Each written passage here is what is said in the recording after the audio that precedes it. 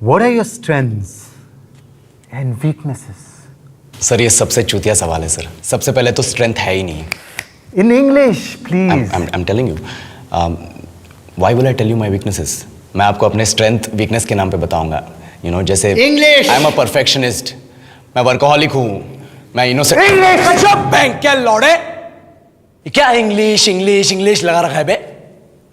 4 साल का था मैं जब मेरे पापा जबलपुर में किसी हलवाई के यहाँ काम करते थे। खुद तो कभी स्कूल गए नहीं, इसलिए अपनी गांड घिस घिस के मुझको स्कूल में भर्ती करवाया। अब कहने के लिए तो वो इंग्लिश मीडियम स्कूल था, लेकिन साले हमारे टीचर लोग खुद हिंदी में बात करते थे। हमारे स्कूल के लड़के एक दूसरे से यो व्हाट्स अप डॉग ऐसे बात नहीं करते हैं। क्या भौंक रहा है तेरा लंडा आजकल है? ऐसे गले मिलते हैं। किसी तरह रट्टा मार मार के 10th तक पहुंचे तो पता चला कि जिंदगी में सफल होने के लिए एक ही तरीका है और वो है इंजीनियरिंग। सब यही कहते थे।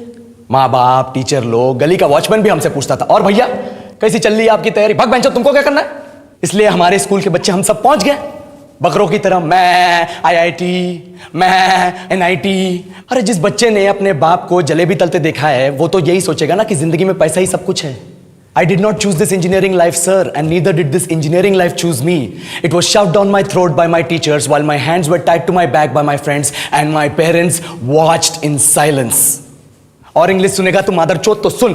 10th के बाद 2 साल लग गए इस कॉलेज में घुसने के लिए, कोचिंग में निकाल दिए। ना कुछ खेले ना कुछ सीखे। और 2 साल बाद जब यहां पहुंचे तो पता चला कि बड़े शहरों के कॉन्वेंट स्कूल के पढ़े बच्चे जब अंग्रेजी में बात करते हैं तो मरे हुए फूल भी खिल उठते हैं। आहा, हवा में ऑक्सीजन की मात्रा बढ़ जाती है इनकी अंग्रेजी सुन के। और पूरे कॉलेज की लड़कियां इन इंग्लिश स्पीकिंग लड़कों को अपना जीवनसाथी.com मान चुकी है। तुझे क्या लगता है?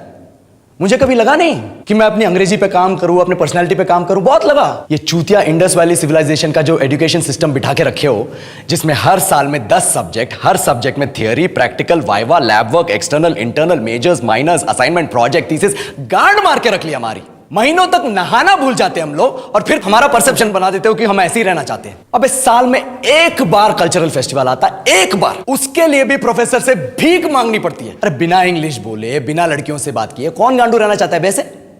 पर टाइम कहां है कुछ सीखने के लिए? लगे पड़े हैं कोडिंग सीखने, 3 लैंग्वेज सीख रहे हैं, अलग अलग इंग्लिश छोड़ के। लेकिन जब प्लेसमेंट्स की बात आई तो सबको एप्टीट्यूड चाहिए, पर्सनैलिटी चाहिए, इंग्लिश स्पीकिंग चाहिए। It is not that we can not speak English, sir. We are just very conscious of our diction and our pronunciation and we are not confident to speak in front of anyone else. If the curriculum was a little bit diverse, if the engineering colleges in our country focused on our all round development instead of functioning like a goddamn factory that is just mass producing robots by killing their dreams and handing out degrees, I would not be sitting here in this pointless HR interview, the likes of which exist only in our country. ये लो sir, बोल दिया मैंने 4 और line अंग्रेजी में। अब बताइए, क्या मैं आपके मल्टीनेशनल कंपनी के लायक हूं? Do I have the potential to be a slave of your esteemed organization?